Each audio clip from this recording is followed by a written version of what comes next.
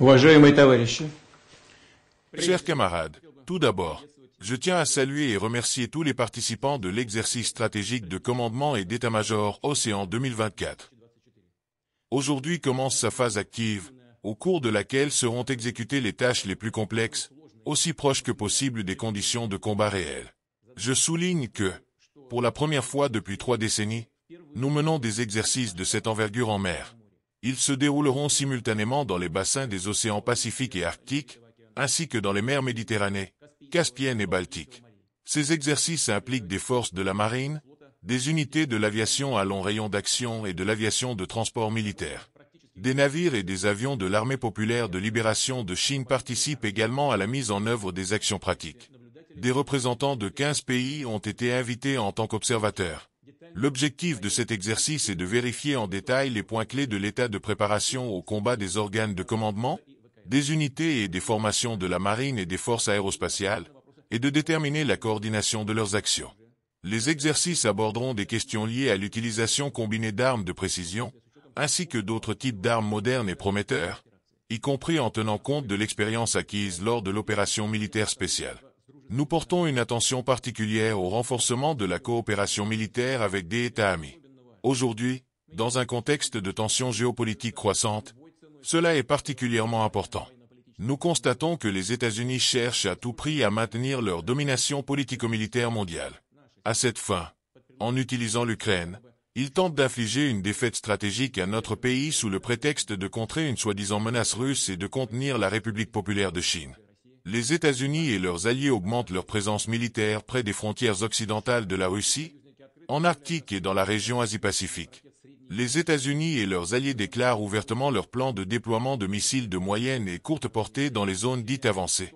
Parmi les priorités envisagées pour leur déploiement figurent notamment les territoires des îles dans la partie occidentale de l'océan Pacifique, ainsi que certains pays de la région Asie-Pacifique. En outre, les forces armées américaines s'entraînent déjà au transport et au déploiement de systèmes de missiles de nouvelle génération. Par leurs actions agressives, les États-Unis cherchent à obtenir un avantage militaire significatif, détruisant ainsi l'architecture de sécurité établie et l'équilibre des forces dans la région Asie-Pacifique. En fait, les États-Unis provoquent une course aux armements sans se soucier de la sécurité de leurs alliés européens et asiatiques, créant ainsi les conditions d'une crise dangereuse en Europe et dans la région Asie-Pacifique. Je tiens à souligner que la Russie doit être prête à toute évolution de la situation, et nos forces armées assurent une protection fiable de la souveraineté et des intérêts nationaux de la Russie, repoussant toute agression militaire potentielle dans toutes les directions, y compris dans les zones océaniques et maritimes. La marine joue un rôle clé dans cette mission. Nos marins ont toujours courageusement défendu la sécurité de la patrie. Aujourd'hui, dans le cadre de l'opération militaire spéciale, ils se battent courageusement dans les zones les plus chaudes de la ligne de contact, infligent des frappes décisives à l'ennemi, détruisent efficacement les infrastructures et les installations militaires, agissant avec courage et professionnalisme. Ce sont de véritables héros. Je tiens à souligner que nous continuerons à renforcer notre flotte militaire, y compris sa composante nucléaire stratégique. Nous développerons systématiquement et globalement tous les types de forces armées, en augmentant leurs capacités offensives, en perfectionnant la formation des équipages des navires, des unités côtières et aériennes, en tenant compte de l'expérience de combat réel.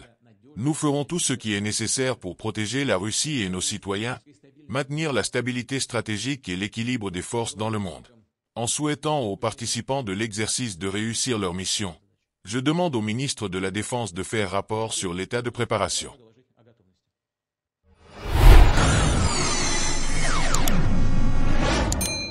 Le discours de Vladimir Poutine, prononcé à l'occasion des exercices militaires Océan 2024, dévoile une posture offensive et stratégique de la Russie dans un contexte de tensions géopolitiques croissantes.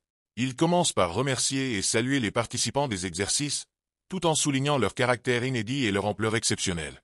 Ces manœuvres, qui se déroulent simultanément dans plusieurs théâtres maritimes clés tels que les océans Pacifique et Arctique, ainsi que les mers Méditerranée, Caspienne et Baltique, impliquent non seulement les forces navales russes mais également les forces chinoises, un fait qui accentue la dimension internationale et coopérative de ces exercices.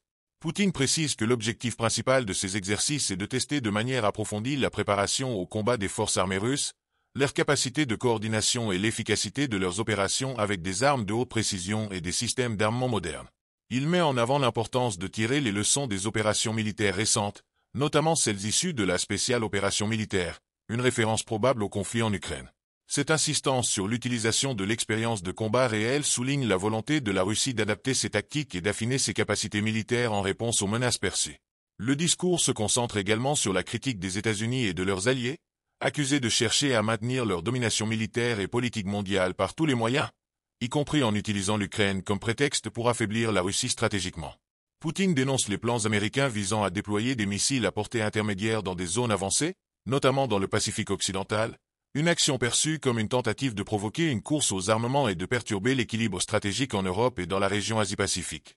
Il souligne que ces mouvements militaires américains créent des prémices d'une crise grave dans ces régions, compromettant non seulement la sécurité régionale, mais aussi la stabilité mondiale. En réponse à ces actions qu'il qualifie d'agressives, Poutine affirme que la Russie doit être prête à faire face à tout développement possible, en garantissant une défense robuste de sa souveraineté et de ses intérêts nationaux. Il évoque spécifiquement le rôle crucial de la flotte militaire russe dans cette mission de protection, glorifiant les marins russes comme des héros qui défendent courageusement la patrie et mènent des actions décisives contre l'ennemi. Cette rhétorique héroïque vise à renforcer le moral des troupes tout en projetant une image de force et de résilience. Poutine réitère l'engagement de la Russie à renforcer ses capacités militaires de manière systématique et globale, en développant tous les types de forces armées et en augmentant leur capacité de frappe. Il met un accent particulier sur l'amélioration de la préparation des équipages de navires, des unités côtières et des forces aériennes, tout en développant la composante nucléaire stratégique. Ce passage illustre la détermination de la Russie à maintenir et à renforcer sa capacité de dissuasion nucléaire face à ce qu'elle perçoit comme une menace croissante de l'Occident. En conclusion, Poutine souligne l'importance de renforcer la coopération militaire avec les États alliés de la Russie, estimant que dans un climat de tensions géopolitiques accrues, ces alliances sont plus cruciales que jamais. Il exprime sa confiance dans la capacité de l'armée russe à assurer la sécurité nationale et appelle à une préparation continue face aux menaces extérieures. Ce discours, par son ton martial et résolu, est un message clair à l'Occident. La Russie est prête à défendre ses intérêts par tous les moyens nécessaires, tout en continuant à développer son arsenal et ses forces armées pour préserver son influence et son indépendance sur la scène mondiale. Voici les leçons d'excellence adaptées du discours de Poutine. 1. Préparation rigoureuse et anticipation. Dans toute situation, il est crucial de se préparer de manière approfondie et d'anticiper les défis.